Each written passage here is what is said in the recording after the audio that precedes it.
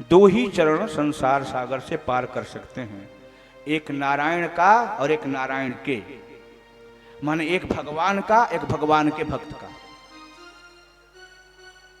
आइए इसके राज की एक बात बता दूं। जब ग्राह मगरमच्छ की गर्दन कट गई और जब मगरमच्छ खूब सुंदर वेश धारण करके तट के ऊपर बाहर आ गया और भगवान हाथी के सूंड को पकड़ करके बाहर किए, तो वहां दोनों खड़े थे।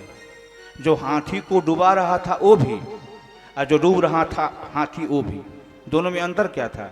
भगवान आए थे हाथी की रक्षा करने के लिए, उद्धार कर दिए ग्राह का। गज की पुकार कमलेश की पड़ी है कान, त्याग कमला को कमलेश उठी धायो है। चक्र ध्वनि होते ही खगेश उठी दौड़ आयो, तबलो कमलेश ने घुमा कर चक्र मार्यो है। चक्र लगते ही जलेश काया विष्णु रूप, चढ़ के विमान दिव्य लोक को सिधायो है।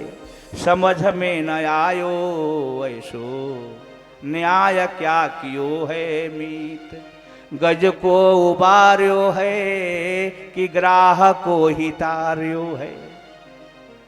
क्या विचित्र विलक्षण दृश्य है।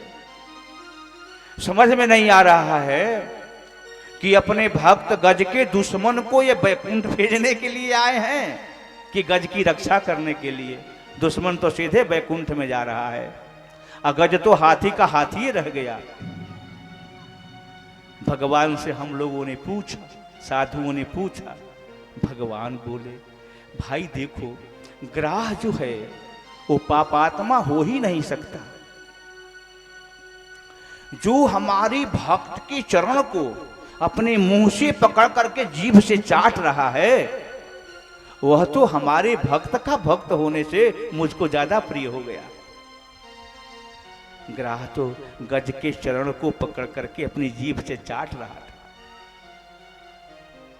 इसीलिए साधु संत महात्माओं के चरणों को धो करके पीजिए, अपने घर में छिड़काव कीजिए। क्यों? कि गुरु का जो तीर्थ है 2 ही बार में भवसागर पार कर देता है, अब भगवान का तीर्थ 3 बार लेना पड़ता है। इतने भगवान दयालु। बोलिए श्री हरि भगवान की।